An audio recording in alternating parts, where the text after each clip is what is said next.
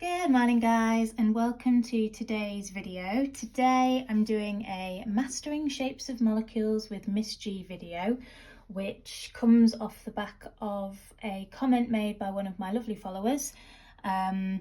They were reading up on shapes of molecules, heard some differing opinions of how easy or hard it is, and what I wanted to do for everyone is come on and show you what you're going to need to do for shapes of molecules, because it's kind of split into two halves. There's the learning part, which is what I'm going to talk you through first, and then there's the application side of things. So hopefully by the end of this video you will know if you're doing the AQAA level, specifically what's going to be expected of you come the exams. So in terms of what we need to learn the names, how to draw, and the bond angles that we have between the bonding pairs in a variety of shapes. And we need to link that to the number of bonding pairs that we have in total and the number of lone pairs of electrons that are present. So all of the examples on this first page have only bonding pairs. So we've got 2 bonding pairs and no lone pairs, 3 bonding pairs and no lone pairs, 4 bonding pairs and no lone pairs, 5 and 6, again both with no lone pairs. So these are the first ones that I'll talk you through, and then we've got ones that do also contain lone pairs on the next page.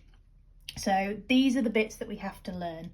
We have to know if you figure out that a shape has 2 bonding pairs, no lone pairs, it will always be linear, and you will always have your 2 atoms kind of as far apart as they can possibly be, and that's what the bonding pairs of electrons are always going to want to do.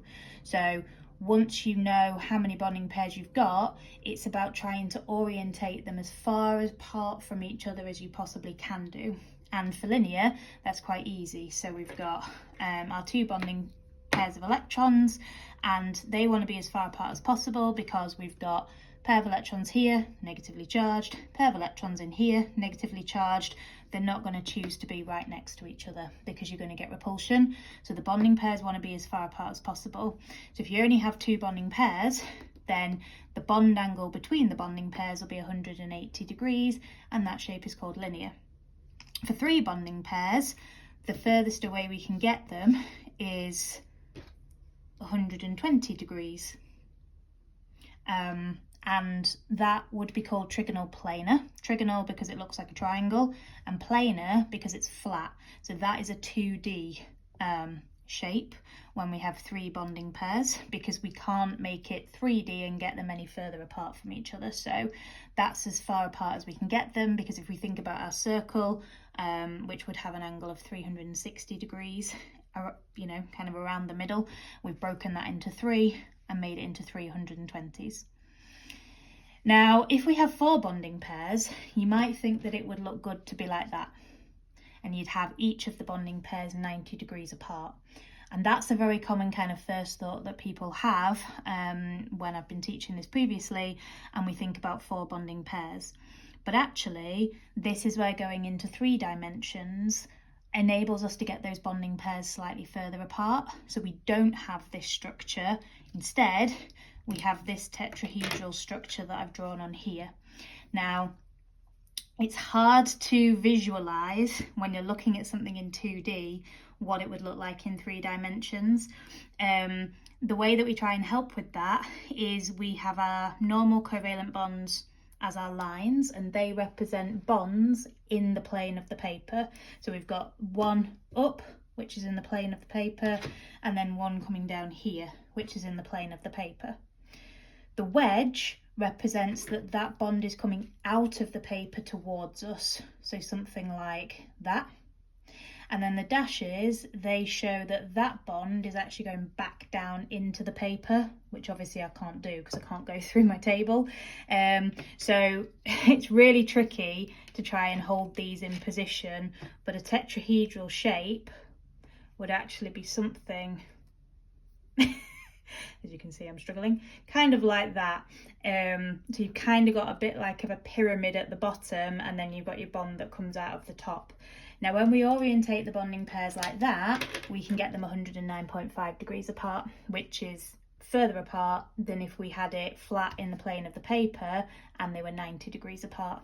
So that's why this 3D arrangement is better, and you would always be expected to show the 3D nature of this shape using the wedge coming forwards and the dash going back. The same sort of theory applies for the next two examples as well. So when we get to 5 bonding pairs, the best way that we can do that is to take our trigonal planar arrangement and kind of have that across the middle, flat again, but then to kind of put a spear sort of straight through it, so that you've got the vertical bonds and then you've got your 3 around the middle. And again, we try to show that using the 3 dimensions for one of the bonds around the middle coming forwards, one of the bonds going back. So that's your trigonal planar around the middle, and then we've kind of stuck the vertical bonds through the centre. So it's still trigonal because we've got the triangle around the middle, but this is trigonal bipyramidal or bipyramidal, however you choose to say it, and bipyramidal 2 pyramids. So we've got the bond at the bottom, or the atom at the bottom, will form a pyramid with the 3 around the middle going down, and the bond or atom at the top can do the same. So 2 pyramids, hence trigonal, bipyramidal, bipyramidal. Bond angles here, well, the 3 around the middle is going to be 120. Between the vertical and the ones around the middle, the horizontal ones, we're going to have 90. This is the only one where we've got 2 bond angles. There's no better way we can orientate 5 atoms bonded to the central atom that gets the bonding pairs any further apart. And then for octahedral, looks really similar to trigonal bipyramidal, where we've got the bonds vertical again, but rather than only having 3 around the middle, we've now got 4, so like a square around the middle rather than a triangle. Now, bizarrely, this is called octahedral, and I say bizarrely because octahedral, we think about 8, it's an 8-sided shape, but we only have 6 bonding pairs, and that's because we have 8 faces. And again, if we could make this up using some sort of molecular modelling kit, you would see that we have from the top atom kind of two of the ones around the middle, that would count as 1 face, and then we'd have a second face, and then we'd have a third face and a fourth face, and then we'd have it the same but using this atom at the bottom. So there's 8 faces.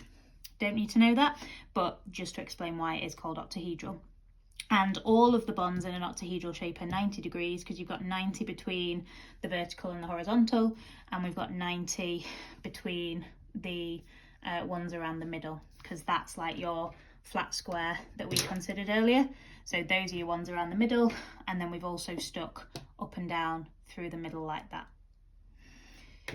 Again, wedges used to show that around the middle these 2 bonds would be coming out towards us, and these 2 with the dashes would be going back into the plane of the paper. So part of shapes is learning this and knowing, if I said to you, okay, my shape has got 6 bonding pairs and no lone pairs, you being able to tell me that that means that it would have an octahedral shape, the bond angles would be 90 degrees, and it has the octahedral shape because that is the way that the bonding pairs position themselves to be as far apart from all the other bonding pairs. They all repel each other equally, so that's as kind of far apart as we can get them all whilst they're repelling each other equally. So that's the first set of shapes we need to rote learn, essentially. So either something like this might be helpful, or flashcards. This is where kind of you know how you learn best. But yeah, something along those lines. Here are our next shapes. Now these shapes all have at least one lone pair of electrons, and the lone pairs of electrons are represented by the 2 little dots, and then I like to just put like an orbital around them. They look like little alien heads, but kind of at least sort of 2 dots or 2 crosses as a minimum. You don't have to draw sort of the orbital around them, but that is a pretty standard way of drawing a lone pair. Now all of these shapes here are based on a shape that has only bonding pairs, but one of the bonding pairs has been swapped out for a lone pair, or two of the bonding pairs has been swapped out for two lone pairs, sorry. So if we have lone pairs and bonding pairs, you'll always have bonding pairs, it's just whether you have lone pairs or not. The first thing that I would do is kind of count up how many pairs we have in total and say if I've got 3 bonding pairs and 1 lone pair, okay, that's 4. So it's going to be based on the shape that has 4 bonding pairs, which is tetrahedral. Now, as I say, we can't call it tetrahedral because we always name based solely on the bonding pairs. One of the bonding pairs has been replaced by the lone pair, and again, I could technically have put the lone pair in any position, but it makes sense to put it there because that's one of the bonds that was previously in the plane of the paper, and also it makes the name of the shape make a bit more sense because it's pyramidal, and we can see that we've got that pyramid shape on the bottom still. We're just now missing the peak at the top. So it's got a different name. First of all, we've got to draw the lone pair. Second of all, still need the wedge and the dashes for these bonds here. The other thing that's different when we have lone pairs is the bond angles. So we only ever do bond angles between the bonding pairs, and we can see that in tetrahedral shape it's 109.5. In this pyramidal shape, the bonding pairs have been a little bit squidged together to give us a bond angle of 107. Now, the bonding pairs will all repel each other equally, but the lone pairs can repel the bonding pairs more. So there's this thing called electron pair repulsion theory, and that states that the strength of repulsion is as follows. The repulsion between lone pairs is the strongest, then repulsion between a lone pair and a bonding pair is the kind of middle one, and then the weakest of the three is 2 bonding pairs of electrons. So in this shape here, this lone pair is going to be able to push the bonding pair of electrons here sort of away from itself a little bit more than the bonding pair is going to be able to kind of fight back. And the same with this side as well. The lone pair is going to go, nope, I'm going to push you away from myself. Same with this one here, because of course it's in 3D. So we've got sort of the side, the back and the front one. So they all kind of get pushed down a little bit, and that decreases the bond angle. Now it's gone down by 2.5 degrees, down to 107. And again, we'd need to know that. And if it asked you to explain why the shape is pyramidal, we would need to be talking about the lone pair of electrons, the increased repulsion of the lone pair to the bonding pairs compared to the bonding pairs to bonding pairs, and thus the angle decreases. If we were to have 2 bonding pairs and 2 lone pairs, again, the total number of bonding pairs is 4, so we're going to be comparing it to tetrahedral again, but this time we only have 2 bonds now that are going to be in the plane of the paper, and it makes sense now, because there's only 2 of them, to draw the 2 bonds in the plane of the paper as your bonding pair of electrons. And then we've got our 2 lone pairs up there, and we can't draw a wedge or a dash to the lone pair. We don't need to, we can just put it on the central atom like that. So that is again based on tetrahedral. So essentially what I've done is I've drawn this V shape. Just want to make sure I've got this on the screen. I've drawn the V shape as those bonds there, and then I've popped my lone pairs there and there. Now, like I said before, you can put the lone pairs anywhere on a tetrahedral shape. You can't get them further apart, depending on which of these you put them in, because there's not enough spaces for that to happen. So you may as well draw your bonds in the plane of the paper. And what we can see again is that the bond angle's decreased by another 2.5 degrees. So tetrahedral, 4 bonding pairs, 109.5. Pyramidal, 3 bonding pairs, 1 lone pair, 107. V-shaped, 2 bonding pairs, 2 lone pairs, down to 104.5. That is because these lone pairs, first of all, are going to repel each other pretty strongly. Then they're going to repel the bonding pairs, again, more strongly than the bonding pairs can resist being squished. So that's why the bond angle comes down again. And then finally, the last one we have to know off by heart is this one here. Now, if we have 4 bonding pairs and 2 lone pairs, the shape that we will always be drawing is square planar.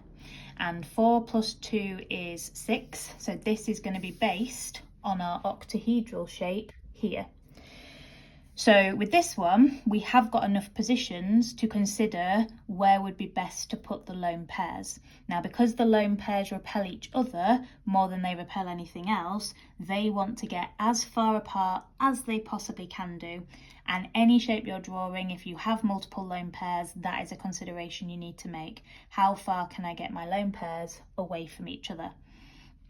In this octahedral shape, we said that all of the bond angles were 90, the ones around the middle separated by 90 degrees, and then from the top to the horizontal, they would also be separated by 90 degrees. However, if we were to put the lone pairs in the top and bottom positions, as you can see I've done here, then them two would be 180 degrees apart from each other. And in theory, we could go top and bottom, or we could go kind of the opposites from each other in that middle square and middle square. Again, it makes it harder to draw in my opinion, so going for the top and bottom ones makes the most sense, but you could do it there and there, L there and there, and get the same outcome. But this is how I've chosen to draw it, with my lone pairs in the vertical positions, and then the square around the middle stays the same. Now, in terms of the bond angle here, again, we're only thinking about the bond angle between bonding pairs, which is actually staying at 90. And that is because we have a lone pair kind of above those four bonds, which, yes, is going to repel, whoop, and droop it down. But if the lone pair at the bottom is then repelling this way, it's going to push them back up again to being flat. Because you've got the lone pairs top and bottom, any repulsion from the top one is counterbalanced by the lone pair at the bottom. So the bond angles around the middle stay at 90. Square planar is the name because we have the square, and the square around the middle will be flat because the vertical ones going up and down, that's where our lone pairs are now.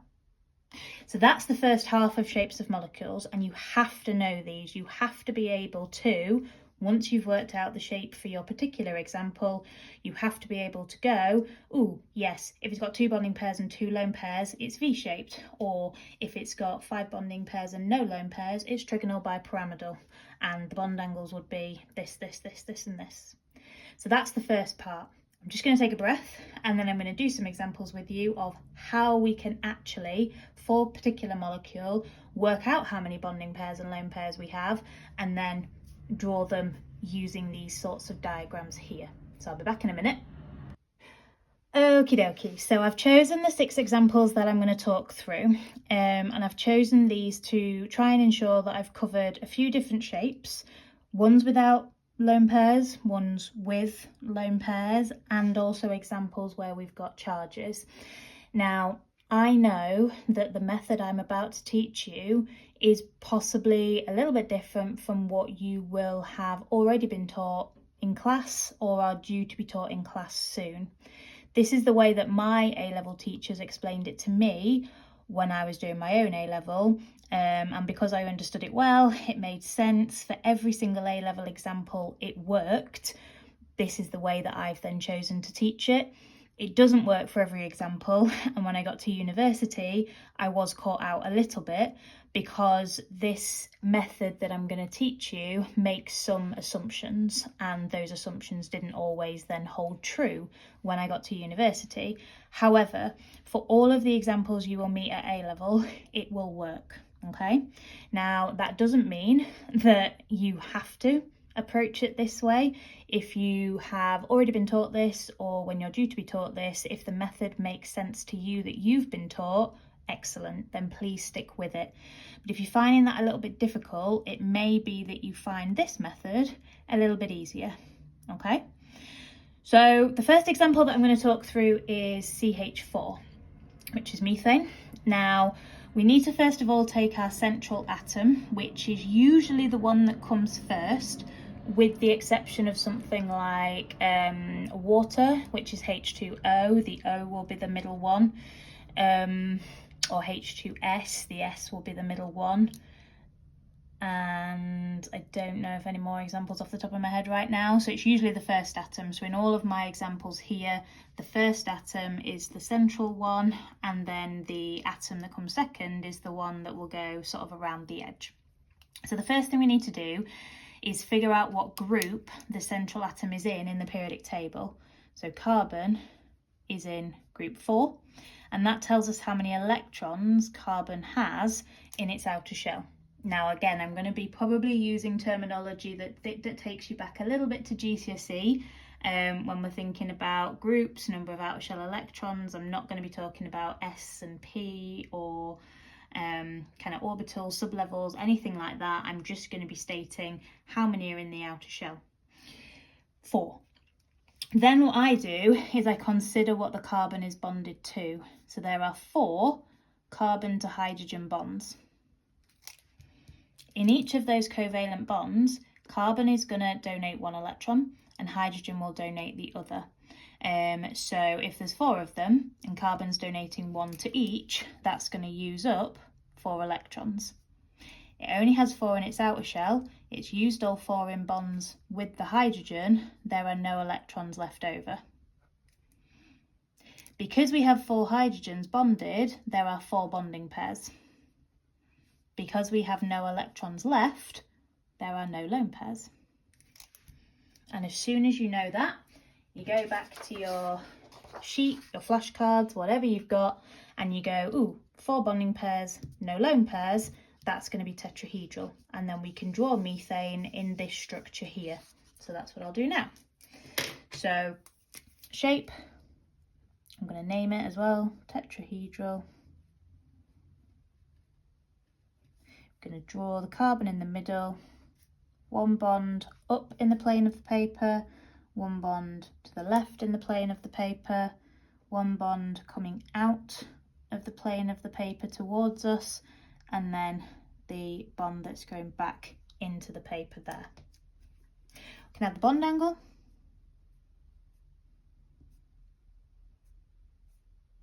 And there we have it. Methane has a tetrahedral shape because it has 4 bonding pairs, no lone pairs. Okay, let's work through the next example, see how we get on.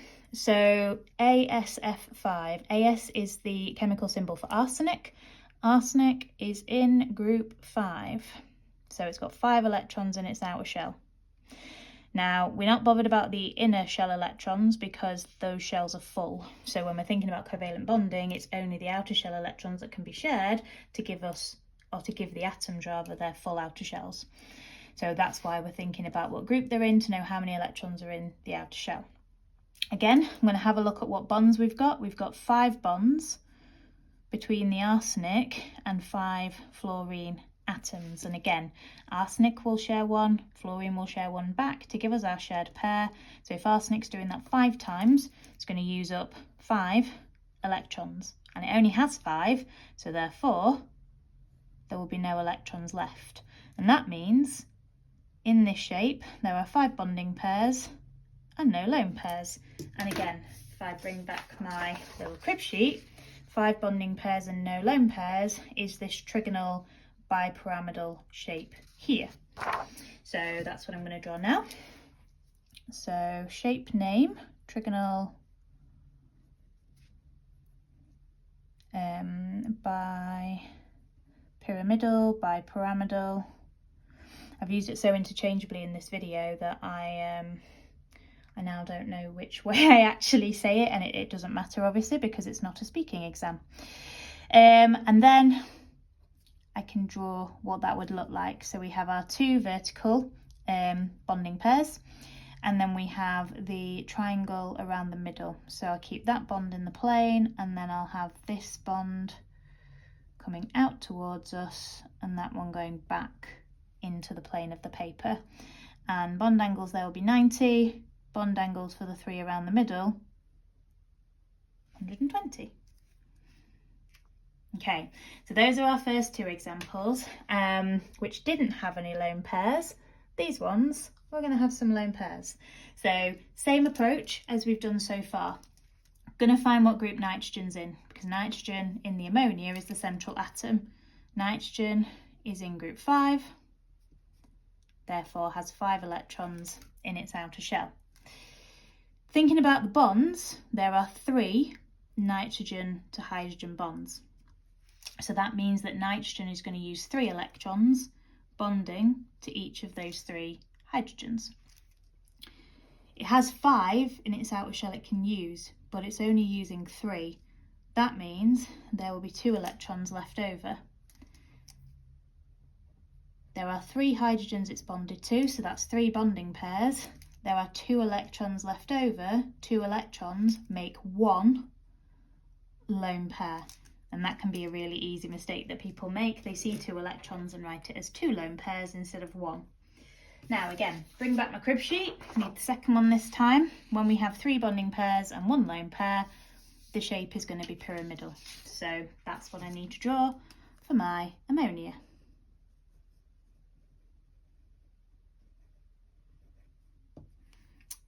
The nitrogen lone pair that I always pop on the top because I think that makes drawing the rest of it a lot easier. Then we've got the bond that stays in the plane, the one that's coming out towards us, and the one that's going back into the paper.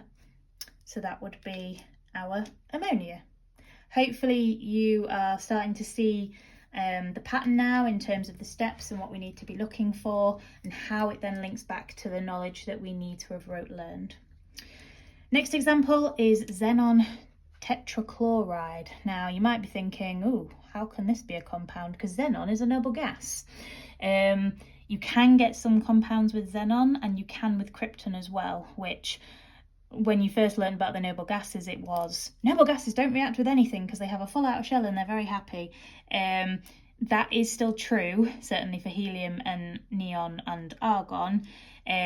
We can get some compounds of krypton and xenon because of something called hybridization of orbitals, which you would learn about kind of at university. So you don't need to understand why it can happen, but it can.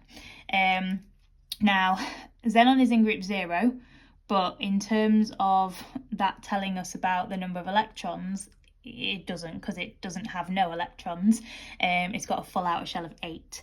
Now in the olden days, as in when I was doing my GCSE and A level, we called it group 8, not group 0. So either you can call it group 8 and say it's got 8 electrons in the outer shell, or just remember that if it is in group 0, that it has 8 electrons in its outer shell. Either way is fine. Again, we're going to have a look at the bonds. We've got 4 xenon to chlorine bonds. So if xenon shares 1 and chlorine shares 1, and xenon does that 4 times, it's going to use up 4 electrons. And that means there's going to be 4 electrons left over this time. So that tells me we have got 4 bonding pairs and 2 lone pairs. Remember, pairs. So 4 electrons does not mean 4 lone pairs, it means 2.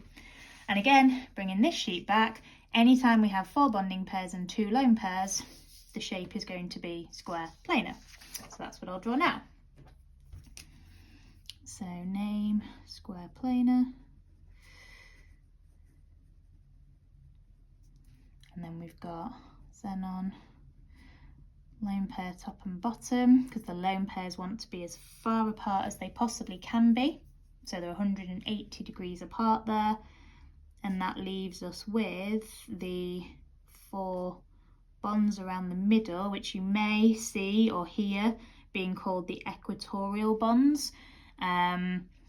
Like the equator goes around the centre of the earth, the equatorial bonds are kind of around the middle, so your horizontally ones.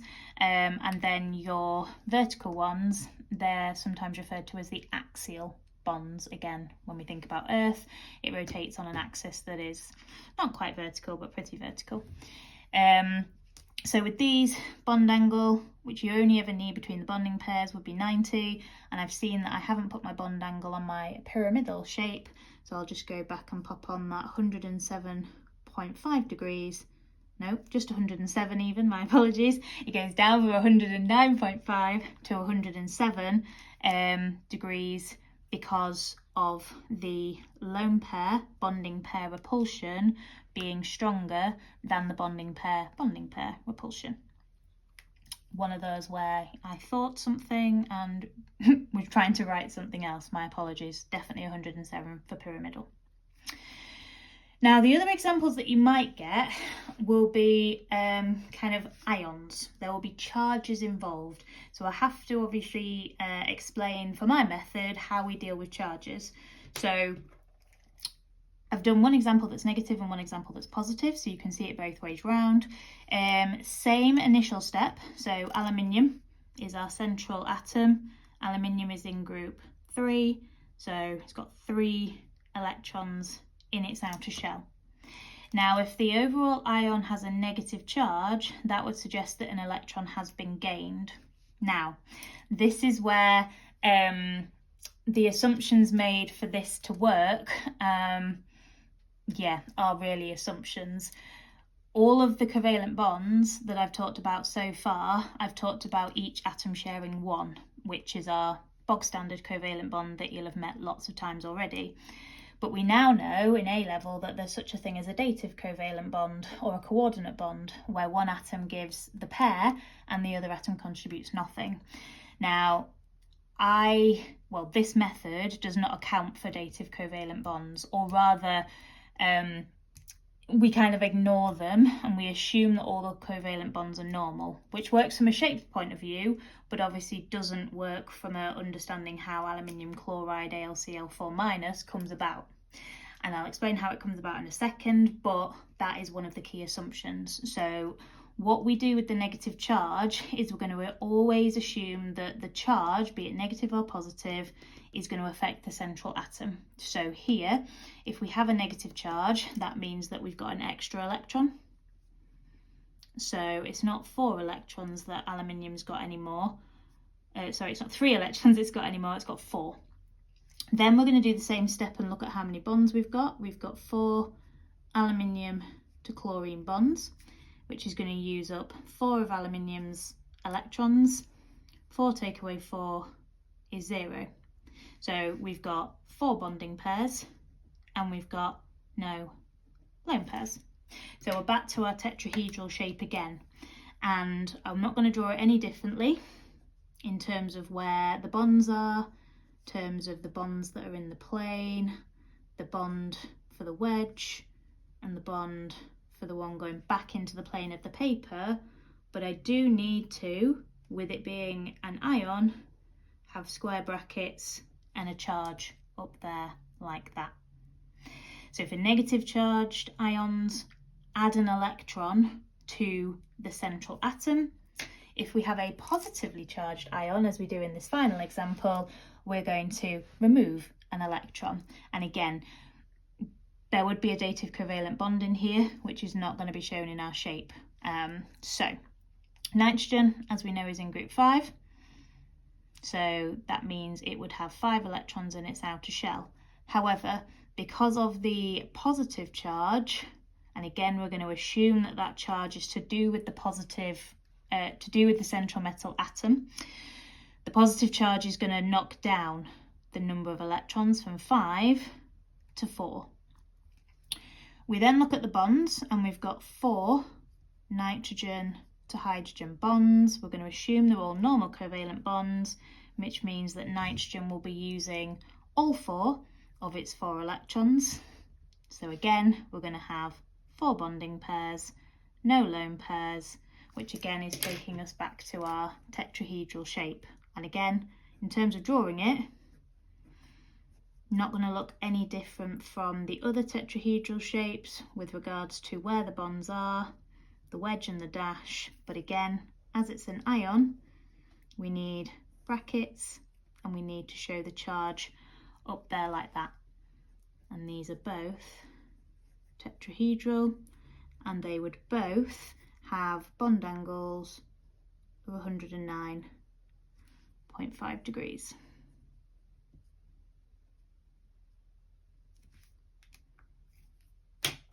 Now, in terms of how these actually form, this would form from aluminium chloride, AlCl3, reacting with a Cl- ion to give us AlCl4-. Now, that 4th bond, the aluminium doesn't have any electrons left that it can share because it only has 3. It's bonding with the 3 chlorines, and that aluminium shell remains electron deficient. So the chloride ion donates the pair to the aluminium and the aluminium donates nothing to that final bond. So one of those 4 bonds is dative covalent or coordinate, whichever language you use, but this method kind of ignores that. We're just assuming all normal covalent bonds, and we get around that by assigning the charge to the central atom always. Likewise, NH4 plus is made from NH3 plus H plus. And again, there's going to be a dative covalent bond in there, because a H plus ion, if a hydrogen atom only has one proton and one electron, and the electron has been lost to form a H plus ion, a H plus ion is the same as a proton. No electrons, it therefore can't contribute to a normal covalent bond, but we know from having nitrogen, ammonia drawn here, that the nitrogen will have a lone pair. So the nitrogen contributes the lone pair, the H plus ion contributes nothing, and again, one of those bonds will be a dative covalent bond. The way I get around that, or the way this method gets around that, is the charge we assign to the central atom. Now, using this method, as you've probably thought about during the course of this video, when you've got the number of electrons in the outer shell and you've got the number of electrons involved in bonds, if this is the number of electrons that will go towards lone pairs, we can only have even numbers here. So we've got no electrons, 2 electrons, 4 electrons. And the maximum number that I think you'll ever get is 6, which would be 3 lone pairs. So if you do a calculation and have, say, 8 take away 3 gives 5, for this method that's not going to work. And I suspect it's because there's a charge that you haven't taken into consideration, because if we hadn't have thought about the charge on this example here, we'd have had 5 electrons take away 4, leaving us with 1 sole electron here. Likewise here, we'd have had 3 take away 4, which would give us -1, which is even worse. So yeah, this will always need to be an even number, or 0, which then gives us the number of lone pairs. So that's the application side of things. And then we've got the, obviously, bits that we need to learn. And hopefully that explains what we need to know about shapes of molecules and how we can actually figure out the shape of any molecule we might get given. Hopefully you found that useful, guys. As always, I'll take all questions, either as a comment on the video or by sending me an email to missgtutoringandresources@outlook.com. If you have specific shapes of molecules questions you want to send me, please do, again, via email, and I'll do a worked exam answer video on those. Thanks so much for watching, and like I say, I hope it's helped.